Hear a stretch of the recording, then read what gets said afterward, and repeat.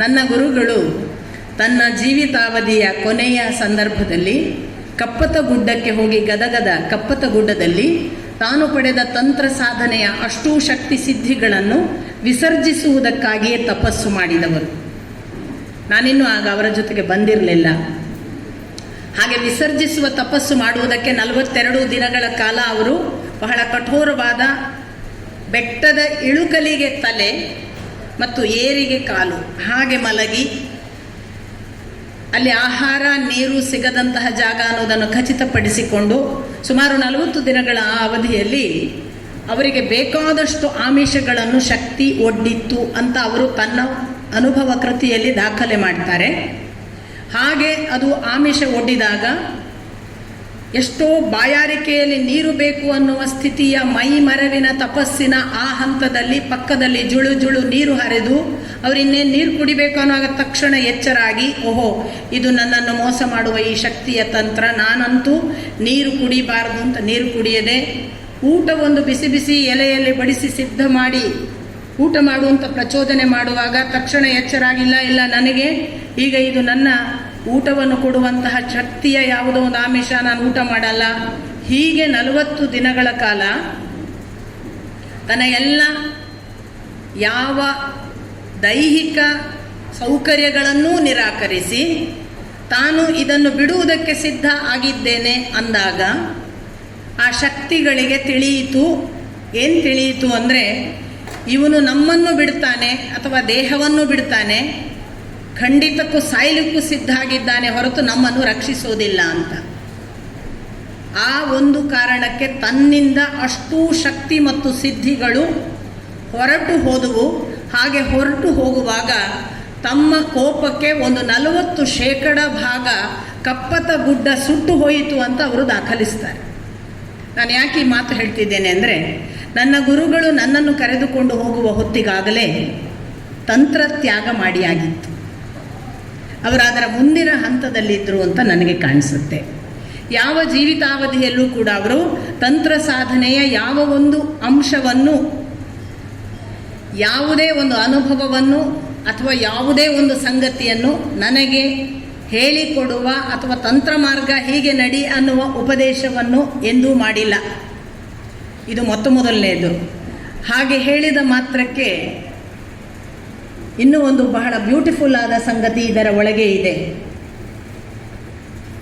ಒಬ್ಬ ಗುರು ತಾನು ಏನನ್ನು ಸಂಪಾದಿಸಿದ್ದಾನೋ ಅದು ಅವನ ಆಸ್ತಿ. ತಾನು ಹೋಗುವುದರೊಳಗಾಗಿ ಅದನ್ನು ತನ್ನ ಯಾರನ್ನು ಆಯ್ಕೆ ಮಾಡಿದ್ದಾನೋ ಅವರಲ್ಲಿ ಇಟ್ಟು ಹೋಗುವುದು ಅವನ ಧರ್ಮ. ಆ ಕುರಿತು ಅವರ ಹೊಣೆಗಾರಿಕೆ ಹೊರತು ನನ್ನದಲ್ಲ. ಅದು ನನಗೆ ಸಂಬಂಧಪಟ್ಟ ಆಸ್ತಿಯೂ ಅಲ್ಲ. ಒಬ್ಬ ಮಗುವಿಗೆ ತಾಯಿಯಂತೆ ಅಡಿಗೆ ಮಾಡಲಿಕ್ಕೆ ಮುಂದೆ ಕಾಲಾಂತರದಲ್ಲಿ ಬರಬಹುದು. ತಾಯಿ ಅಡುಗೆ ಮಾಡಲಿಕ್ಕೆ ಹೇಳಿಕೊಡಬೇಕಾಗಿಲ್ಲ. ಕಾಲಾಂತರದಲ್ಲಿ ಬರಬೇಕಾದ್ರೆ ತಾಯಿಯಂತಹ ಒಂದು ಪ್ರಬುದ್ಧತೆ, ತಾನು ಅಡುಗೆ ಮಾಡಬೇಕು ಅನ್ನುವ ಸ್ಥಿತಿ ಮತ್ತು ಹಾಗೆ ಉಣ್ಣುವವರಿದ್ದಾರೆ ಅನ್ನುವ ಅವಶ್ಯಕತೆ ಎಲ್ಲ ಬಂದಾಗ ಆ ತಾಯಿ ಅಡುಗೆ ಮಾಡುವ ಹಾಗೆ ಮಗಳನ್ನು ಸಿದ್ಧ ಮಾಡಿರ್ತಾಳೆ. ಹಾಗೆ ಅಂಥದ್ದು ಏನಾದರೂ ಆಗಿದ್ದರೆ ಅದು ಅವರಿಗೆ ಸಲ್ಲುವ ಕೃತಜ್ಞತೆ, ನನ್ನದಲ್ಲ. ತಂತ್ರದ ಬಗ್ಗೆ ಈಗಾಗಲೇ ಇಬ್ಬರು ಸ್ನೇಹಿತರು ತುಂಬ ಅದನ್ನು, ಅಂದರೆ ಶ್ರೀಕಾಂತ್ ಶೆಟ್ಟಿಯವರಿಗೆ ತಂತ್ರದ ಮಾತಾಡುವಾಗಲೇ ಇರುವ ಆವೇಶ, ತಂತ್ರ ಒಂದು ಆವೇಶ ಕೂಡ. ತಂತ್ರ ಒಂದು ನಾನು ಯಾಕೆ ಹಾಗಾಗಬಾರದು ಅಂತ ನಮ್ಮನ್ನು ಬಹಳ ವಿಸ್ತಾರಕ್ಕೆ ಸೆಳೆಯಬಲ್ಲ ಅತ್ಯಪೂರ್ವವಾದ ಒಂದು ಶಕ್ತಿ. ತನ್ ಅನ್ನುವ ಧಾತುವಿನಿಂದ ಸೃಷ್ಟಿಯಾದ ಪದ ವಿಸ್ತಾರ. ನಾವು ಹೆಚ್ಚು ಹೆಚ್ಚು ಹೇಗೆ ವಿಸ್ತಾರ ಆಗಬಹುದು. ಈ ಬದುಕಿನಲ್ಲಿ ಹುಟ್ಟುತ್ತಲೇ ಒಂದು ಬೀಯಿಂಗ್ ತನ್ನಷ್ಟಕ್ಕೆ ಇದೆ. ಅದು ಎಷ್ಟು ಎಕ್ಸ್ಪ್ಯಾಂಡ್ ಮಾಡಬಹುದು ತನ್ನನ್ನು ಅಂತಂದರೆ, ಒಂದು ಭಗವಂತನ ಯಾವ ಸಾಧ್ಯತೆಗಳೆಲ್ಲ ಇವೆಯಲ್ಲ, ಅದು ತನಗೆ ಯಾಕೆ ಸಾಧ್ಯ ಇಲ್ಲ ಅನ್ನುವುದನ್ನು ಎಕ್ಸ್ಪೆರಿಮೆಂಟ್ ಮಾಡಿ ನೋಡುವ, ಒಂದು ಸವಾಲಿಗೆ ಒಡ್ಡಿಕೊಳ್ಳುವ ಬಹಳ ವಿಶೇಷವಾದ ಶಕ್ತಿಯನ್ನೇ ಡಿಮಾಂಡ್ ಮಾಡುವ, ಧೀರರಿಗೆ ಮಾತ್ರ ಸಾಧ್ಯ ಇರುವ ಎಲ್ಲ ಆ್ಯಡ್ಜೆಕ್ಟಿವ್ಸನ್ನು ಹಾಕಬಹುದು.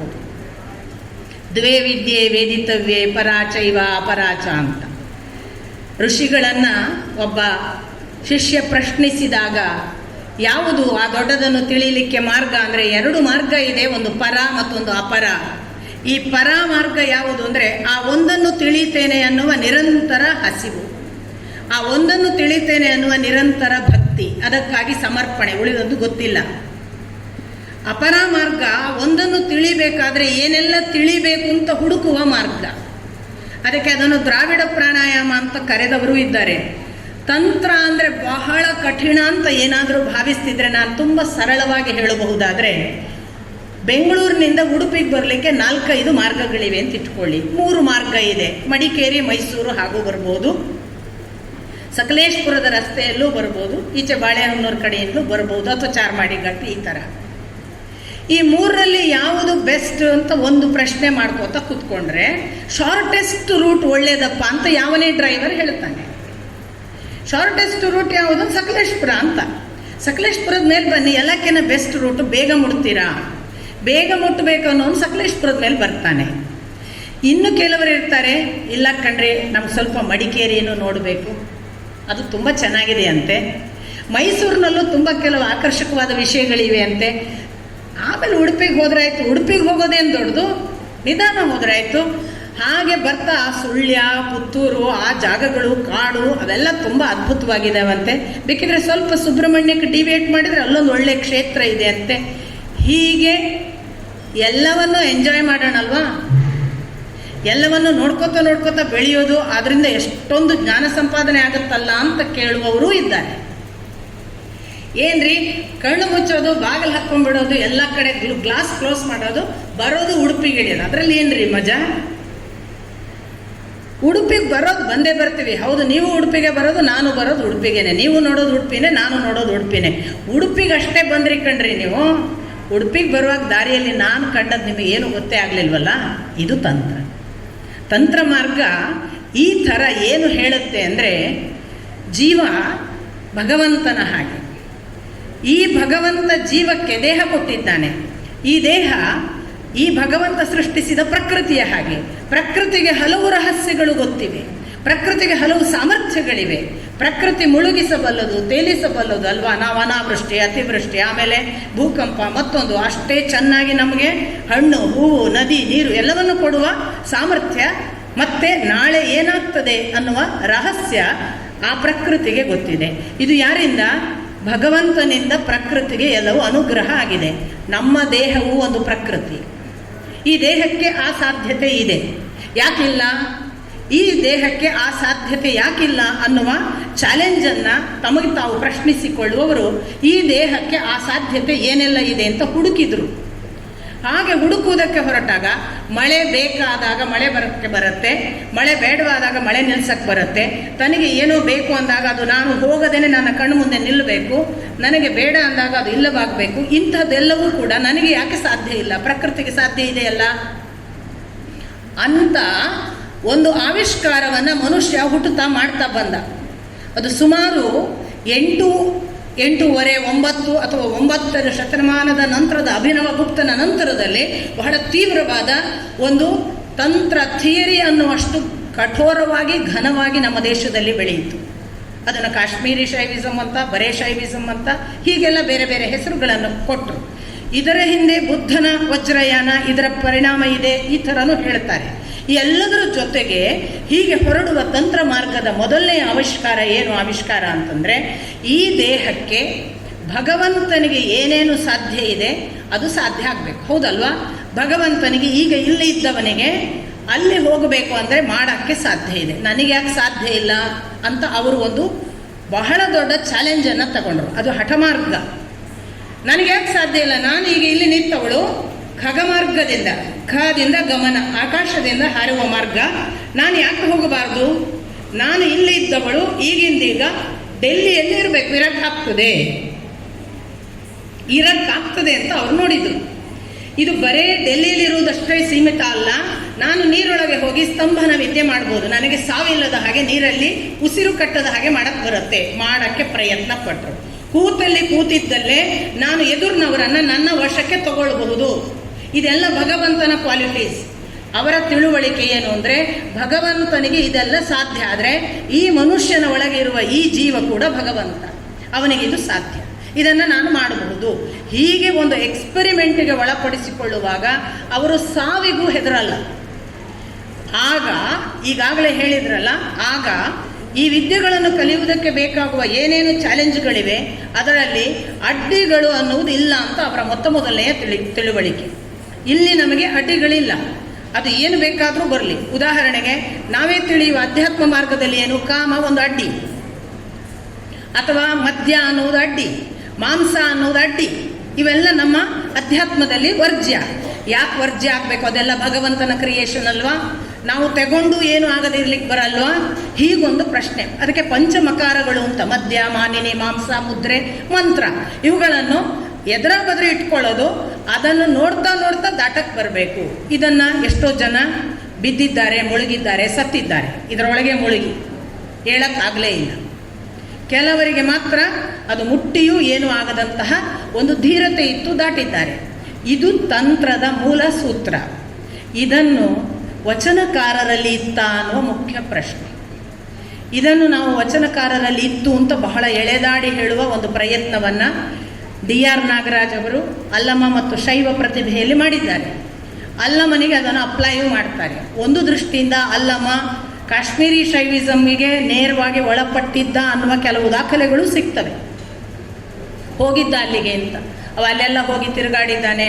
ಅವನ ಆಬ್ಸೆನ್ಸ್ ಬಹಳ ಕಾಲ ಇತ್ತು. ಆ ಬಳಿಕ ಕರ್ನಾಟಕಕ್ಕೆ ಬಂದ ಬಳಿಕ ಅವನ ಅನೇಕ ರೀತಿ ನೀತಿಗಳಲ್ಲಿ ತಂತ್ರದ ಇನ್ಫ್ಲುಯೆನ್ಸ್ ಇತ್ತು ಅಂತ ಹೇಳ್ತಾರೆ. ಆದರೆ ಅವನು ತಂತ್ರವನ್ನು ನಡೆದದ್ದು ಉದಾಹರಣೆ ಕಾಣೋದಿಲ್ಲ. ಈಗ ತಂತ್ರವನ್ನು ನಡೆಯುವ ಉದಾಹರಣೆ ಅಂದರೆ ಏನು ಅಂತ ನೀವು ಕೇಳಬಹುದು. ಒಬ್ಬ ತಂತ್ರ ಮಾರ್ಗದಲ್ಲಿ ಬಹಳ ದಾರಿ ನಡೆದಿದ್ದರೆ ಅವನಲ್ಲಿ ಒಂದು ಘನವಾದ ವಿದ್ಯೆಯೋ ಆಸ್ತಿಯೋ ಸಿದ್ಧವಾಗ್ತದೆ. ಅವಾದನ್ನು ಇನ್ನೊಬ್ಬರಲ್ಲಿ ಕೊಟ್ಟು ಹೋಗಬೇಕು ಅಂತ ಒಬ್ಬ ಅಂತೆವಾಸಿಯನ್ನು ಹುಡುಕ್ತಾನೆ, ನಿಕಟ ಶಿಷ್ಯ, ಮತ್ತು ರಹಸ್ಯ ಮಾರ್ಗದಲ್ಲಿಯೇ ಅದನ್ನು ದಾಟಿಸಬೇಕು. ರಾಮಕೃಷ್ಣ ಪರಮಹಂಸರದು ತಂತ್ರ ಮಾರ್ಗವೇ, ಶಕ್ತಿಪಾತ. ನನ್ನಲ್ಲಿರುವ ಶಕ್ತಿಯನ್ನು ನಾನು ಹೀಗೆ ಧಾರೆ ಎರಿಲಿಕ್ಕೆ ಬರುತ್ತೆ ಅಂತ ಹೇಳಿದ್ದು ಕೂಡ ತಂತ್ರ ಮಾರ್ಗವೇ.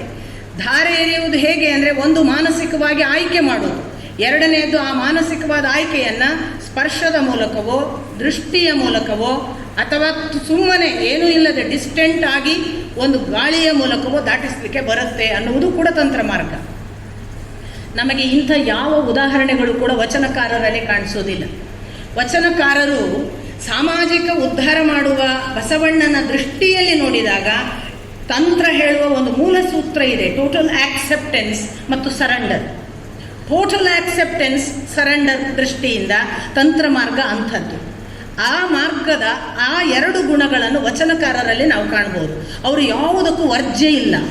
ಈ ಜಾತಿ ಆಗೋದಿಲ್ಲ ಅಂತಿಲ್ಲ, ಈ ಆಹಾರ ಆಗೋದಿಲ್ಲ ಅಂತಿಲ್ಲ, ಅಸಮಾನತೆ ಇಲ್ಲ, ಹೆಣ್ಣು ಆಗೋದಿಲ್ಲ ಅಂತಿಲ್ಲ, ಲಿಂಗ ಭೇದ ಇಲ್ಲ.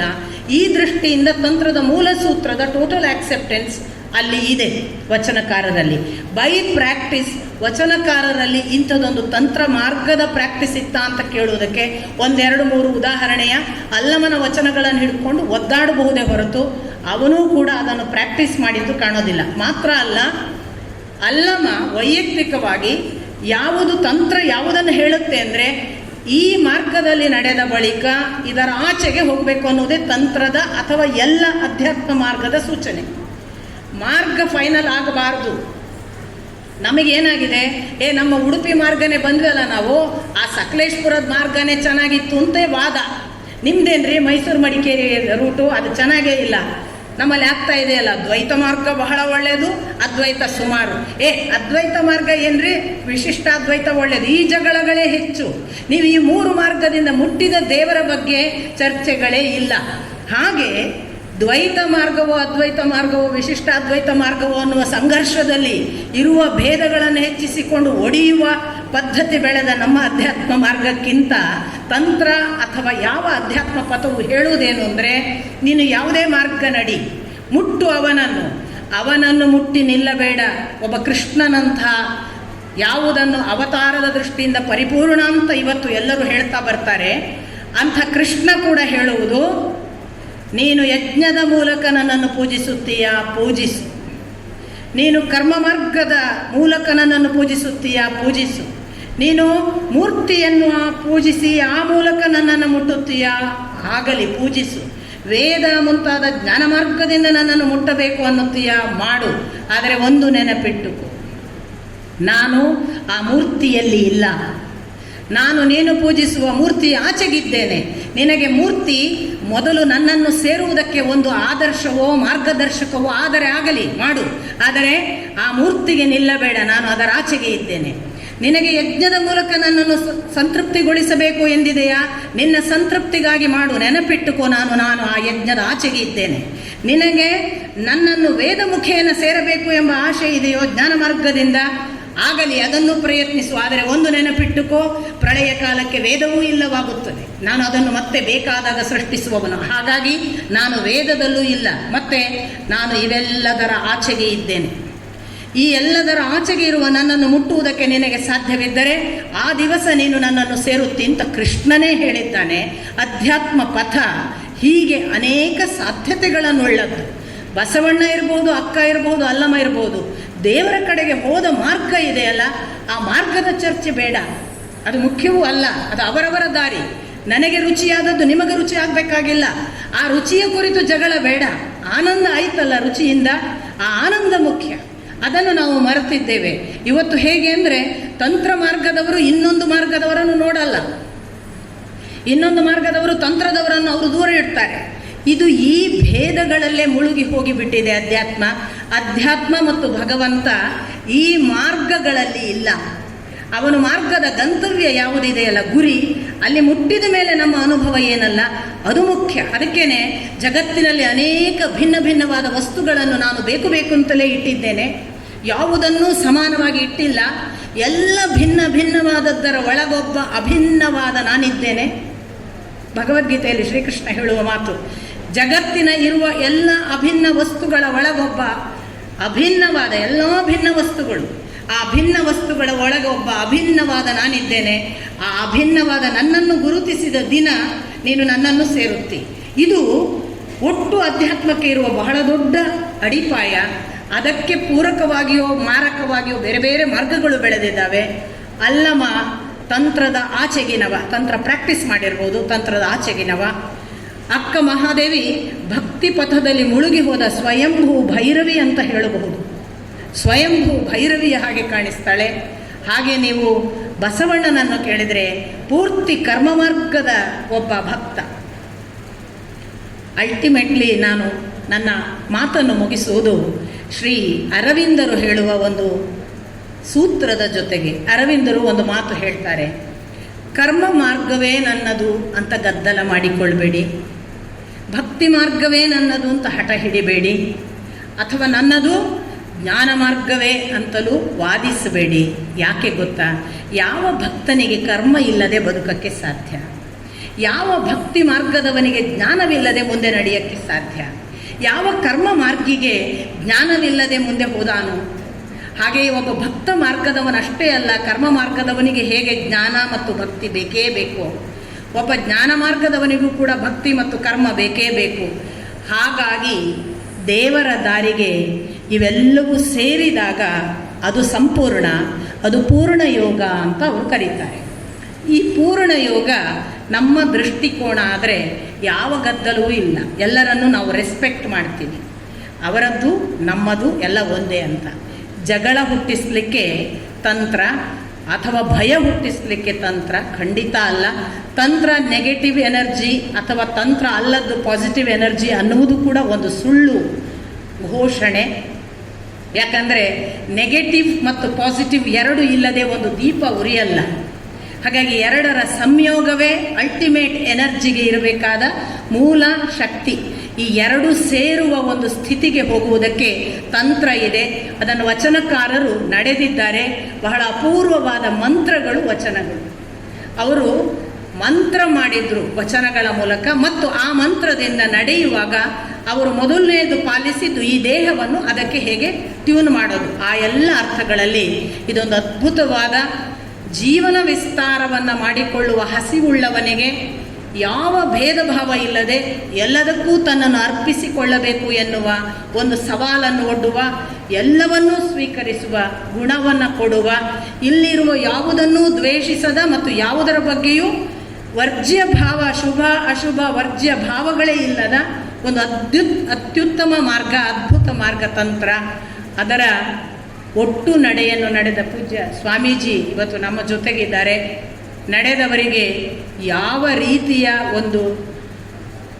ಒಂದು ಸೌಜನ್ಯ, ಸಜ್ಜನಿಕೆ, ಆಮೇಲೆ ಮಗುವಿನಂಥ ಭಾವ ಎಲ್ಲ ಇರ್ತದೆ ಅನ್ನುವುದನ್ನು ನಾನು ನನ್ನ ಗುರುಗಳಲ್ಲಿ ನೋಡಿದ್ದೇನೆ. ಹಾಗಾಗಿ ತಂತ್ರ ಅತ್ಯಪೂರ್ವವಾಗಿ ನಮ್ಮನ್ನು ಚಿಕ್ಕವ, ನಾನೊಬ್ಬ ಮಗು ಅಂತ ಹೇಳುವ ಭಾವಕ್ಕೆ ಕರೆದುಕೊಂಡು ಹೋಗಬಲ್ಲ ದೊಡ್ಡ ಶಕ್ತಿ. ಆ ಶಕ್ತಿಗೆ ನಮಿಸಿ, ವಚನಕಾರರಿಗೂ ನಮಿಸಿ ನನ್ನ ಮಾತು ಮುಗಿಸ್ತೇನೆ. ನಮಸ್ಕಾರ.